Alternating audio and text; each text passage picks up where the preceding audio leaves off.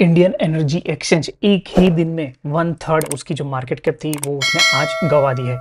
तो ऐसा क्या हो गया और अभी हमें क्या करना चाहिए, और जो इन्वेस्टर अभी इसमें लेट से अगर फंसे हुए हैं तो उन्होंने क्या सोच के इसमें इन्वेस्ट किया था, तो ये सारी चीज़ें आज हम यहाँ पे जानने वाले हैं। तो आइए स्टार्ट करते हैं वीडियो को। तो जैसे हम देख सकते हैं कि जो हम स्टॉक यहाँ पे डिस्कस करने वाले हैं वो है इंडियन एनर्जी एक्सचेंज लिमिटेड। पहले तो हम उसका एक स्नैपशॉट देते हैं कि जहाँ पे उसके नंबर्स वगैरह क्या है।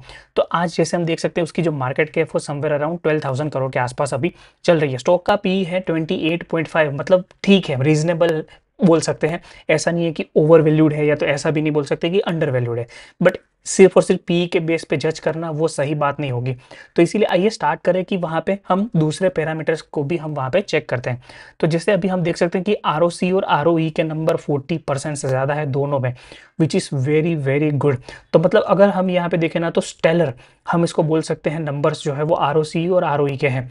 फिर जहाँ पे हम देख सकते हैं कि cash flow from operating activity to profit after tax, तो वो भी 1.04 है। मतलब कंपनी सक्सेसफुली जितना भी प्रॉफिट कमा रही है उतना ही वो ऑपरेटिंग कैश फ्लो में भी वो कन्वर्ट कर पा रही है, which is again a very very good thing.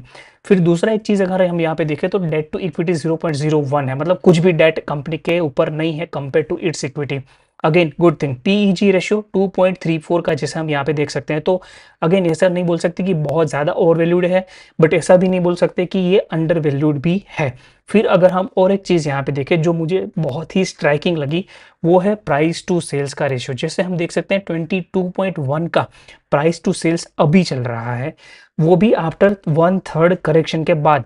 दूसरा जैसे हम यहाँ पे देखें तो प्राइस टू बुक है 10.8 का। मतलब प्राइस टू बुक और प्राइस टू सेल्स दोनों रेशियो के ऊपर अगर हम यहाँ पे देखते हैं तो इंडियन एनर्जी एक्सचेंज क्लियरली एक ओवर वैल्यूड जोन में लगता है। बट अगर हम यहाँ पे लेट से अगर उसका एक मीडियन वैल्यूएशन देखें, जिसको हम हिस्टोरिक वैल्यूएशन भी बोल सकते हैं, तो अगर हम यहाँ पे देखें तो मार्केट के मतलब प्राइस टू सेल्स के ऊपर देखें तो आज वो अपनी मीडियन या तो हिस्टोरिक वैल्यूएशन से नीचे आ चुका है। बट एक टाइम पे मतलब जैसे अभी हम देख सकते हैं कि बिफोर करेक्शन वो समवेयर अराउंड 34.4 के आसपास वो चल रहा था, which is very very high. अगर लेट्स से अगर हम प्राइस टू बुक के मेट्रिक पे अगर हम यहाँ पे देखते हैं तब भी वो एक हिस्टोरिक वैल्यूएशन के आसपास ही वो ट्रेड कर रहा था। मतलब जैसे हम यहाँ पे अगर देख सकते हैं कि आईएक्स जो है वो हमेशा ही एक रीच वैल्यूएशन पे यहाँ पे ट्रेड होता हुआ नजर आ रहा है। फिर अगर हम दूसरा एक चीज़ यहाँ पे देखें तो जैसे let's say profit and loss में अगर हम यहाँ पे जाके देखते हैं तो 85% का ऑपरेटिंग प्रॉफिट मार्जिन कंपनी कमा रही है अपने बिजनेस के ऊपर, तो which is a very very good thing. But क्या ये जो मार्जिन से क्या वो कंटिन्यूसली बढ़ते जाएंगे? नहीं। तो एक टाइम होगा कि जहाँ पे ये मार्जिन जो है वो स्टेबल भी होते जाएंगे। और जैसे हम यहाँ पे देख सकते हैं कि जहाँ पे हमारे पास 2014 से डेटा है, तो एक टाइम पे 77 का मार्जिन यहाँ पे कंपनी कमा रही थी, जो आज बढ़ के 85% का हुआ है। तो यहाँ पे हम ऐसा बोल सकते हैं कि मैनेजमेंट ने एक अच्छा काम किया है कि जहाँ पे उसने ऑपरेटिंग प्रॉफिट मार्जिन को कंटिन्यूअसली उन्होंने बढ़ाते जाए। बट क्या ये कंटिन्यूअसली बढ़ता भी जाएगा, ये भी एक क्वेश्चन है। फिर दूसरा अगर हम एक चीज़ यहाँ पे ये देखें तो बैलेंस शीट के अंदर भी almost picture perfect balance sheet जिसको हम बोल सकते हैं, वैसी एक बैलेंस शीट यहाँ पे है कि जहाँ पे बोरोइंग्स बिल्कुल भी नहीं है, रिजर्व्स कंटिन्यूअसली बढ़ रहे हैं, और यहाँ पे कंपनी के पास समवेयर अराउंड 113 करोड़ का कैश एंड कैश इक्विवेलेंट भी है। फिर यहाँ पे इन्वेस्टमेंट भी जैसे हम देख सकते हैं क्लोज टू 1600 का तो इन्वेस्टमेंट यहाँ पे है। तो वो भी हम डिटेल में अगर जाएंगे तो वहाँ पे भी हम यहाँ पे चीज़ देख सकते हैं। तो ये बहुत सारी चीज़ें अगर हम देखें तो अच्छी है। फिर अगर मैं कैश फ्लो में भी जाता हूँ तो यहाँ पे जैसे हम देख सकते हैं cash flow from operating activity continuously बढ़ता जा रहा था। फिर यहाँ पे कुछ ब्लिप आया, फिर अगेन वापस से वो बढ़ने लगा। तो अभी अगर हम यहाँ पे देखें, लेट्स अगर मैं रेशियो में भी जाता हूँ तो वहाँ पे भी हम देख सकते हैं कि एक टाइम पे कंपनी जो है वो 67% का, मतलब लेट्स से जिसको बोल सकते हैं कि पीक आरओसी वो कमाती थी 2016 में। आरओसी का मतलब अगर एक लेमन लैंग्वेज में अगर हमें समझना है तो क्या होता है कि लेट्स से अगर मैंने 100 रुपीज़ अपने बिजनेस में लगाया तो वहाँ से मुझे 67 रुपीज़ का तो मुझे प्रॉफिट मिल रहा है। तो वो भी नंबर अगर आप देखो तो धीरे धीरे कम होते होते आज वो 54% के आसपास वो आ चुका है। मतलब 54% भी कम नंबर नहीं है। फिर अगर दूसरी एक चीज़ यहाँ पे देखें तो F I S D I S सब ने स्टेक ले रखा है, पब्लिक ने तो अच्छा खासा इसमें स्टेक ले रखा है। मतलब आई एक्स जो है वो रिटेल का तो बहुत ही फेवरेट स्टॉक रह चुका है। और जैसे देख सकते हैं कि कुछ नज़दीक के टाइम में समवेयर अराउंड 17 लाख जितने शेयर होल्डर थे वो धीरे धीरे कम होते होते आज समवेयर अराउंड 14 लाख के आसपास पहुंच चुके हैं।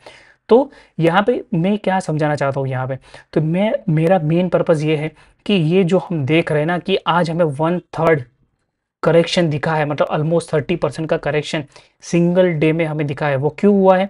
भले ही एक न्यूज़ आई है, मुझे पता है कि मार्केट कपलिंग का कुछ न्यूज़ आया है मार्केट में, वो सारी चीज़ें ठीक है जो कंपनी के लिए नेगेटिव भी है, बट क्या कोई एक पर्टिकुलर ऐसी न्यूज़ जो आपकी मार्केट कैप को सीधा 1/3 हटा देती है? तो इसका मतलब क्या होता है? इसका सही सीधा सीधा मतलब ये है कि कंपनी ऑलरेडी एक बहुत ही रिच वैल्यूएशन पे ट्रेड कर रही है। और ऐसा क्यों है, उसके पीछे के रीजंस भी है। जैसे हम देख सकते हैं कि आरओसी आरओई के नंबर बहुत ही अच्छे हैं, बहुत ही अच्छे हैं, ऐसा हम यहाँ पे बोल सकते हैं। कंपनी की जो बैलेंस शीट है उसकी भी स्ट्रेंथ बहुत ही अच्छी है। तो यहाँ पे होता क्या है ना, अगर आपने कैपिटल रिटर्न्स ये बुक अगर पढ़ी है तो वहाँ पे एक जो ऑथर है ना, उन्होंने एक चीज़ वहाँ पे बताई है कि अगर लेट्स से अगर कोई कंपनी है या कोई इन पर्टिकुलर इंडस्ट्री है, तो लेट्स से अगर वहाँ पे कोई प्लेयर बहुत ही अच्छा खासा अगर वो आरओसी आरओई का नंबर अगर बनाता है, अच्छा खासा ऑपरेटिंग प्रॉफिट मार्जिन, अच्छा खासा प्रॉफिट बनाता है, तो वहाँ पे क्या होगा ना कि कंपटीशन अट्रैक्ट होगी, कुछ ना कुछ करके और भी प्लेयर्स होंगे जो उसमें घुसना चाहेंगे। क्योंकि कौन ऐसा बंदा होगा कि जिसको नहीं कमाना है 50% का आरओसी का नंबर, बताओ मुझे। तो इसीलिए क्या होगा कि और भी कंपटीशन इसमें घुसेगा और इनके जो एग्जिस्टिंग नंबर्स जो हमें दिख रहे हैं ना, वो धीरे धीरे कम होते जाएंगे या तो एक एवरेज लेवल पे आते जाएंगे। तो इसीलिए ये सारी चीजें जब प्राइस इन होती है ना, प्राइस के अंदर, स्टॉक के प्राइस के अंदर, तब अगर वहां पे कुछ भी तरह का अगर प्रॉब्लम आता है तो वहां पे हमें ऐसे ही सीवियर करेक्शन यहाँ पे हमें देखने को मिल सकते हैं। तो ये 30% जो गिरावट हमें दिख रही है ना, वो उसी की वजह से हमें यहाँ पे दिख रही है। क्यों? क्योंकि ये जो स्टॉक है वो प्राइस टू परफेक्शन है, मतलब जैसे हम देख सकते हैं even after 30% correction price to sales अभी भी 22.1 का है। मतलब ये कोई कम वैल्यूएशन नहीं हमने इंडियन एनर्जी एक्सचेंज को दे रखा है। बट रिटेल को जनरली क्या होता है ना कि अरे 100 रुपए का स्टॉक है, 150 रुपए का स्टॉक है, यही लेते हैं, क्वांटिटी भी हमें ज़्यादा मिलेगी, यही साइकोलॉजी के साथ रिटेल इन्वेस्टर्स इसमें इन्वेस्ट करते हैं।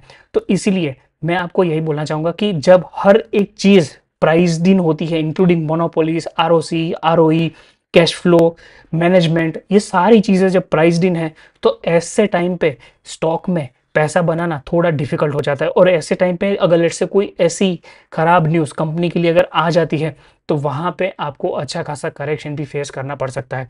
तो इसीलिए हमेशा ही अगर लेट से अगर नेक्स्ट टाइम अगर आप किसी स्टॉक में इन्वेस्ट करने का ट्राई कर रहे हो ना, तो अगर वहाँ पे पॉजिटिविटी बहुत ज़्यादा है, company almost picture perfect segment में है, तो आप समझ लो कि वहाँ पे वो जो सारी चीज़ें हैं ना, वो उसकी प्राइस में भी ऑलरेडी होगी, उसकी वैल्यूएशन में ऑलरेडी होगी।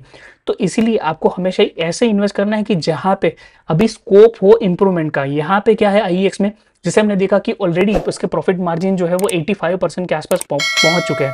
तो क्या अभी ये 100% भी पहुंच जाएंगे? ऑलमोस्ट नेक्स्ट टू इम्पॉसिबल है।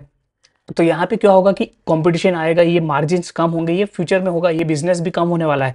तो इसीलिए आपको जब भी इन्वेस्ट करना है तो ऐसे सेक्टर, ऐसे स्टॉक में इन्वेस्ट करें कि जहाँ पे अभी भी वैल्यूएशन का स्कोप है, इंप्रूवमेंट का स्कोप है, तो वहाँ पे ही आपका जो पैसा है वो अच्छा खासा बनेगा। यहाँ पे क्या है ना कि हर बार एक तलवार जो है वो लटकती रहती है कंपनी के प्राइस के ऊपर, कंपनी के स्टॉक के प्राइस के ऊपर। तो यही हुआ है इंडियन एनर्जी एक्सचेंज में आज। तो आई होप कि इस वीडियो से आपने कुछ लर्निंग ली होगी। आई होप कि ये छोटा सा अपडेट जो है वो आपके लिए हेल्पफुल रहेगा। Thank you.